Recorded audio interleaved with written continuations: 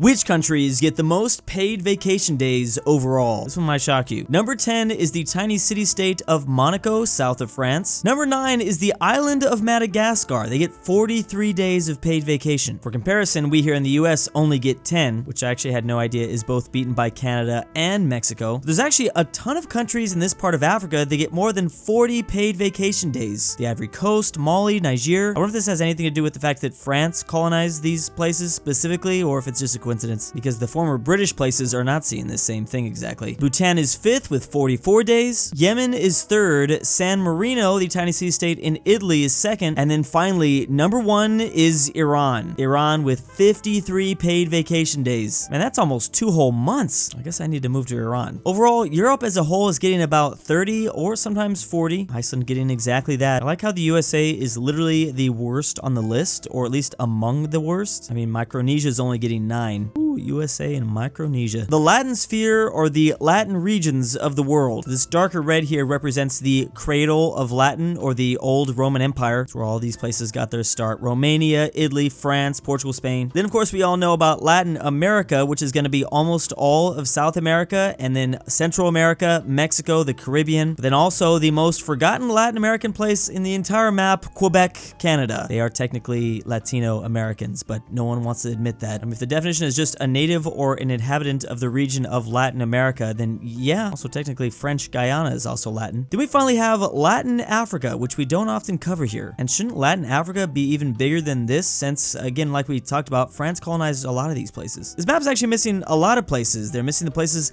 that Portugal colonized and Italy. There's also Madagascar because of the French. How exactly do they define it? That's what I'm wondering. Do these countries have one of the Latin languages as an official language, perhaps? I think that's technically the case, because Googling the highlighted nations in Africa, they are showing at least one Romance official language. Or maybe some of these are just missing, because Madagascar has French also as an official language, yet they are not highlighted on this map. Technically, if you want to include all of Latino Africa, it would be all of this. They are mostly speaking French, but we have some Italian up here, of course some Portuguese. There's Equatorial Guinea, which uses Spanish actually. This seems to be a much more accurate map, at least the Latino sphere. The Hispanosphere only covers, of course, Spain, but the Latino sphere is going to cover all of the Latin-speaking countries, or just the places that are influenced. See, even the US has a lot of states that are a little bit yellow, so a large portion of population speaking these languages. And I was also going to say that you can't forget about Southeast Asia. These countries speak some French, or highly influenced by the French. We also have the Philippines with the Spanish. Portugal here. There are some islands in the Pacific. Imagine if all these places united. The country of Turkey actually borders 7 different countries with 7 different alphabets. Now, they technically have a land border with a total of 8, but 7 of those do have a different alphabet. Now, Turkey uses the Latin alphabet along with Azerbaijan here. We have some simple ones. Bulgaria uses Cyrillic, and of course, Greece uses Greek. Syria and Iraq, of course, use Arabic. We have Iran using the Persian alphabet. And then finally, we have Georgia and Armenia using the Georgia alphabet and the Armenian alphabet. I actually completely forgot about those. I feel like I so often cover Greek, Cyrillic, Latin, and Arabic that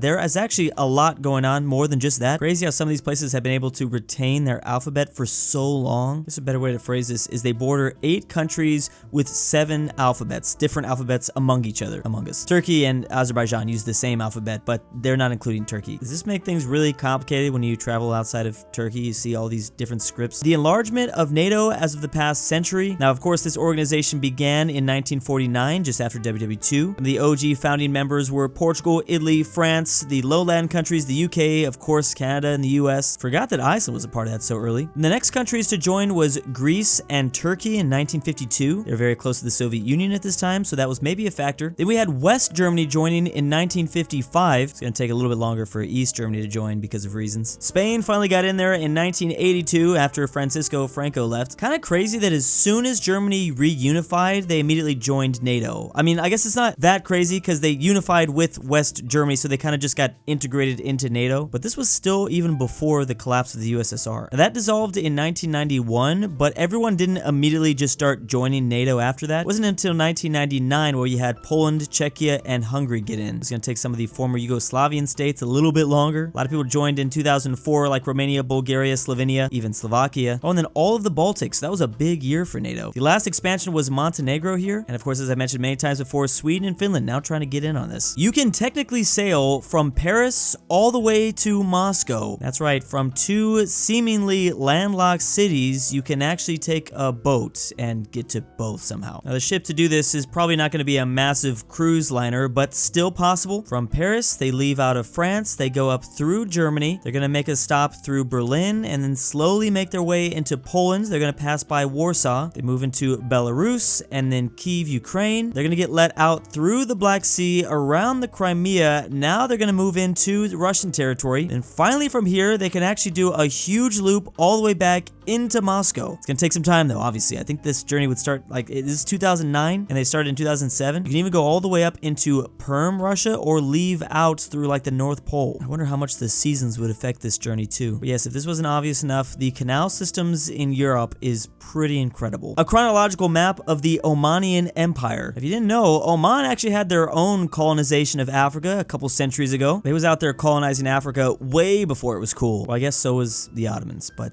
it's just a joke. They even got coastal territory in Iran. So I actually started this journey a long time ago, back in the 17th century, 1689 to be exact, just kind of exploring the region down here in the Indian Ocean, and they would eventually get pretty deep into Africa as well. It's funny because whenever I played a game like Europa Universalis 4 and I saw this, I thought it was just some crazy alternative history thing going on. It wasn't until way later I found out that, well, no, they were actually doing this. I was even out here exploring the Indian subcontinent. They had vassal states and everything. Dogs versus cat states in the US. Now, some places are both, especially in the middle of the country, in this small strip in California, has both dogs and cats. But the South here are way more dog people, Texas, Oklahoma, Louisiana, whereas the Midwest, Minnesota, Wisconsin, and the Northeast, they're more cat people. Now, I would assume the Northeast is more cat people because you have a lot less room to work with. Like, you know, in Manhattan, it's hard to have a giant dog in a small apartment building. I wonder if the cats help with rodent issues too. You also have just a lot more land down here, so maybe that's why more dogs are popular. We then can view America's most popular cat breeds. I'll be honest, I didn't really know there were cat breeds. I thought there were just like orange cats, black cats, brown cats, white cats. I guess there's Siamese cats, also just domesticated short hair. That's got to be the long word for just cat. Georgia, New York, and Indiana doing something a little different. They got the old ragdoll cats up here. I did not know that was what it's called. And then of course, here's America's most popular dog breeds. In my home state of California, it is the Golden Retriever, unsurprising. In Texas, we have the Labrador. I literally just grew up with these dogs my entire life. I gotta admit, if I got my own dog, it'd probably be something different. Just gotta mix it up or something. In Arizona, they have the French Bulldog, as well as in Louisiana, Alabama, Oklahoma, Colorado, Illinois. I actually had no idea these things were that popular. I like French Bulldogs, I just didn't know. Tennessee, the outlier with German Shepherds. Also Idaho and North Dakota with those. Oregon with the Poodles. But overall, number of households that own a pet, 69% of them are dogs, 45% of them are cats. 11% of people own fish, 9% own birds. A small animal, I'm guessing like a hamster or something. You also have reptiles and a saltwater fish. How do you own a saltwater fish? That might be hard. It is most often that millennials have a pet.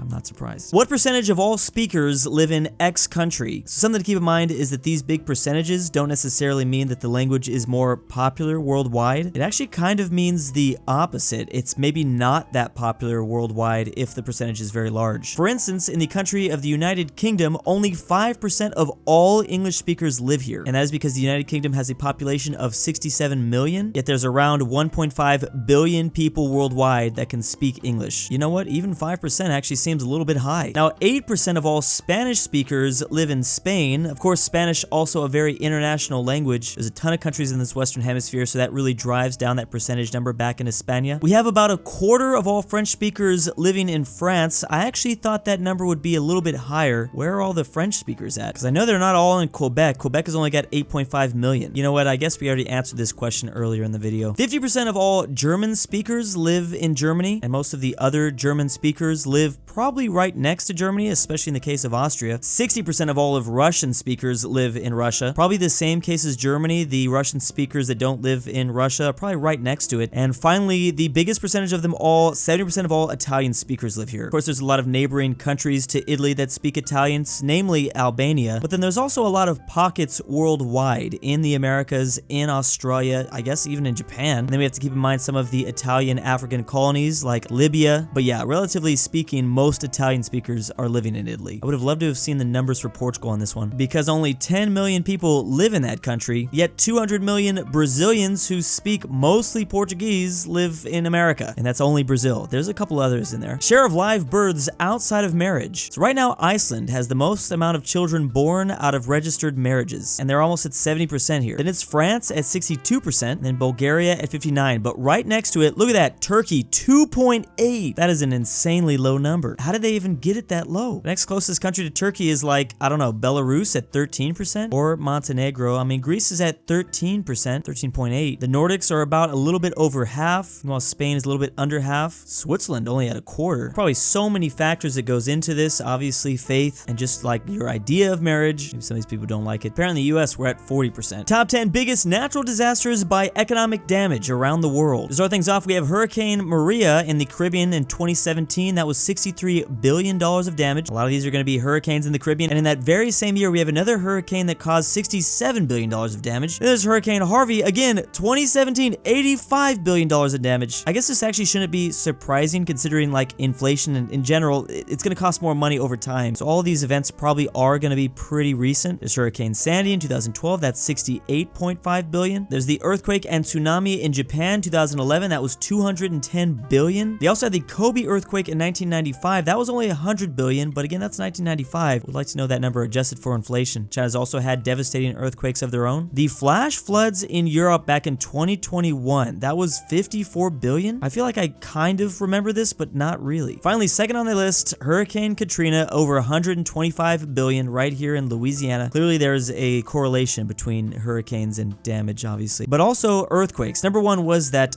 Japanese earthquake. It was also a tsunami as well. Again, this is natural disasters by economic damage. This isn't talking about lives or anything. Obviously, these numbers here are going to be linked to more developed countries. Every battle for the last 4,500 years in Wikipedia mentions. Now, of course, this is within Wikipedia itself, which is going to heavily skew the data. That's not necessarily the actual facts of battles around the world, like where they actually happened. This is just the ones that have Wikipedia hyperlinks and articles about them. And I love how Australia has like one. And is that a reference to the Emu War? I don't even think that is. Pretty sure the Emu War took place somewhere randomly in the desert. We've got a couple of spots here in Indonesia, a lot of spots here in the Philippines, a ton of things in Japan and Korea. Those places are lit up. Historically speaking, there has been a lot of chaos there. This vast emptiness, though, is pretty shocking. Although I'm sure this has correlation to do with like population density. Can't get into a battle if there's like not a lot of people around. Also interesting to see exactly where certain continents are lit up in, like what was going on here specifically in Africa. This stuff in northern Africa can be linked to, you know, thousands of years of history. You have the Romans, the Carthaginians. Obviously, battles have been taking place across Europe for as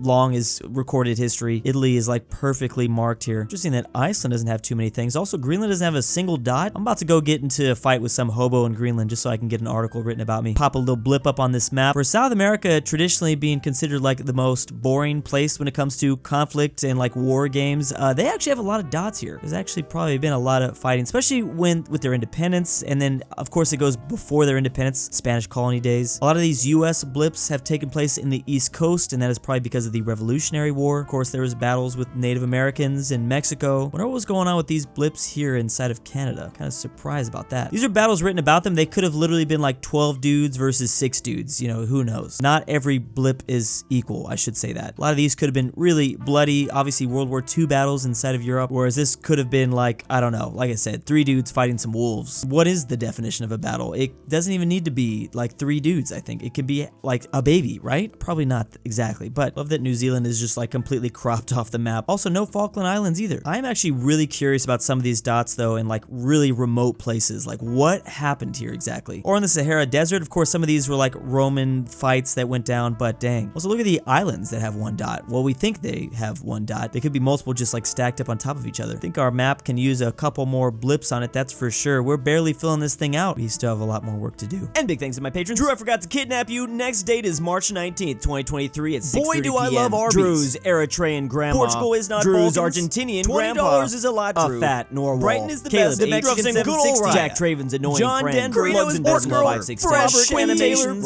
The Weekend. The Commonwealth. Twickenhamster. And ZaneyBoi.